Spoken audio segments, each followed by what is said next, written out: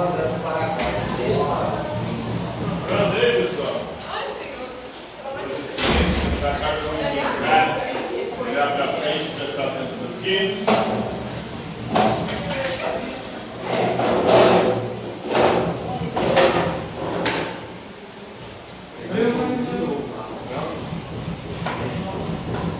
Como a gente faz?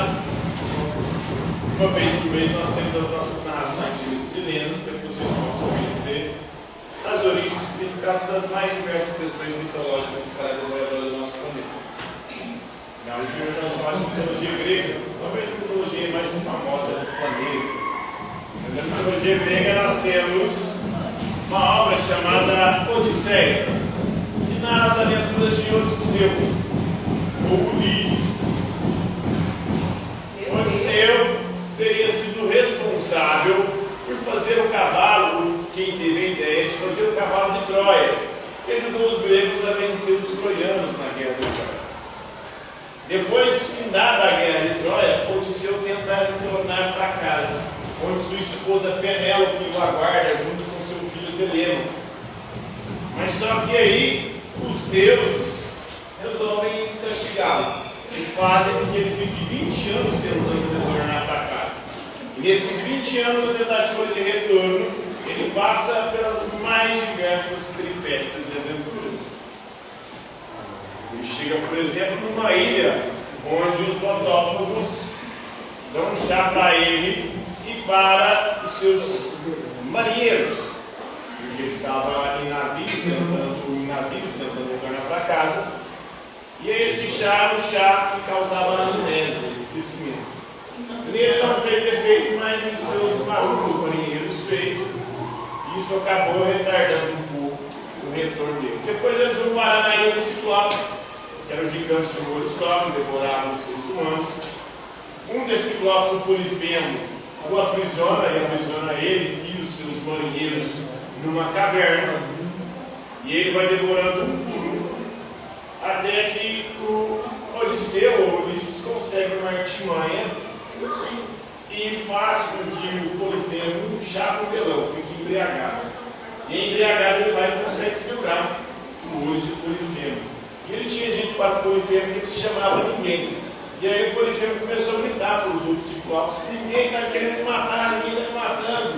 E aí o povo achou que ele estava bêbado, estava doido, estava surtado, e não fizeram nada. Com isso, a partir disso, Ulisses Odisseu conseguiu fugir dos ciclopes junto com os seus marinheiros, aqueles que sobreviveram. Depois eles foram parar na ilha de uma feiticeira chamada Circe.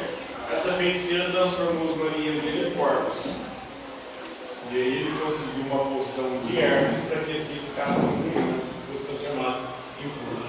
Depois ele conseguiu o favor da Circe e acabou se livrando aí dessa maldição e fazendo com que ela também transformasse de volta os seus marinheiros, os seus marujos, em humanos novamente.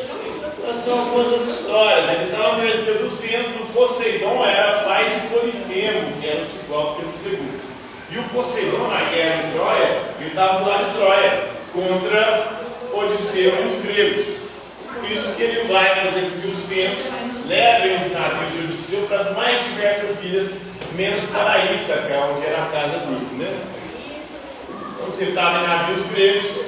Eles pararam também em outra terra de gigantes, os Lestrigões. Os Lestrigões mataram também mais um bocado de marinheiro dele, destruiu um bocado de navios. No final sobrou só o navio dele e alguns marinheiros com ele, né?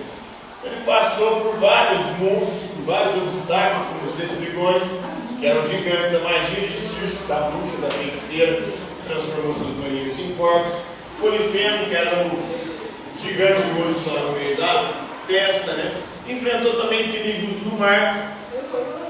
Nenhum passa daqui sem que das bocas nos ouça a melodia com deleite, né? Ele enfrentou no mar as sereias.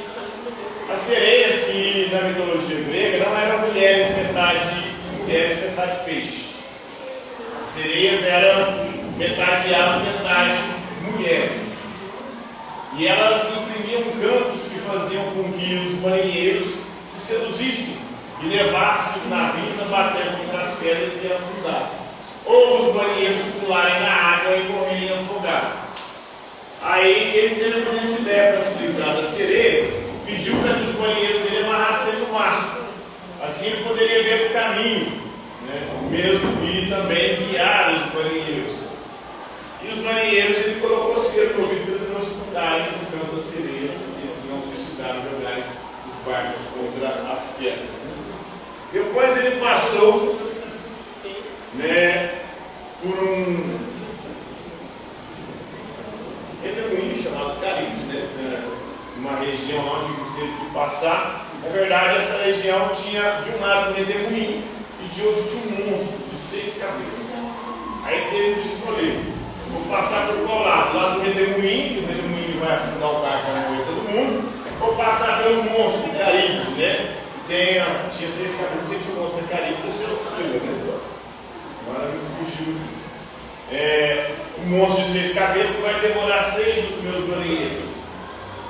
Ele tinha um dilema na época ali: morrer todo mundo, ou morrer 6 e salvar alguns. Diante desse dilema, ele acabou resolvendo passar pelo monstro. O monstro de 6 cabeças demorou 6 marinheiros dele e ele conseguiu chegar na casa dele. Mas quando ele chegou lá, depois de 20 anos, Penélope estava sendo assediada. Vários pretendentes queriam se casar com ela e se tornar o rei de Ida. E aí a Penélope ficou enrolando eles durante 20 anos. Ela falava que só iria casar com alguém quando ela terminasse de tecer um tecido lá, um tapete, uma mortalha, na verdade, para poder servir de mortalha para o seu pai do seu marido, do pai do Odisseu. Então, ela sempre fazia tecer ali durante o dia o seu tapete ou sua mortalha, durante a noite ela desfazia tudo, começava novamente. Aí os pretendentes começaram a ficar revoltados durante esse período, começaram a usar todas as riquezas do reino, foram se acabando. E quando ele retorna, ele tem que enfrentar todos os pretendentes, lutar contra eles, vencer. Na verdade, não é reconhecido no primeiro momento, ele ficou 20 anos fora, então a afeição dele estava completamente mudada. E ele volta também de uma forma a tentar entender o que estava acontecendo. Ele volta como se fosse um mendigo ali, para tentar recuperar a sua terra, o seu reino, a sua esposa e o seu filho. No final, ele acaba conseguindo, mas antes disso, ele vai parar no mundo dos mortos. Lá no mundo dos mortos ele encontra o principal guerreiro da guerra de Troia, que era Aquiles.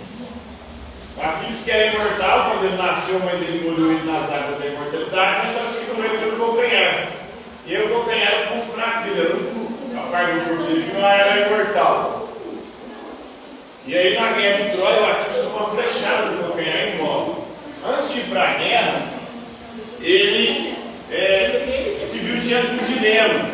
O oráculo falou para ele o seguinte: o que você prefere, ir para a guerra, ter uma vida curta, mas ser lembrado para sempre, se tornar um imortal como um Deus, ou ter uma vida longa no anonimato? Ele preferiu ter uma vida curta, mas cheia de glórias, e ser lembrado por toda a eternidade.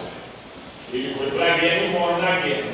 Mas aí, quando o Odisseu encontra ele lá no inferno, no Tártaro, no mundo inferior, ele falou que preferia ser, tinha mudado de ideia, que agora ele preferia ser um anão no mundo dos vivos do que um famoso no mundo dos mortos.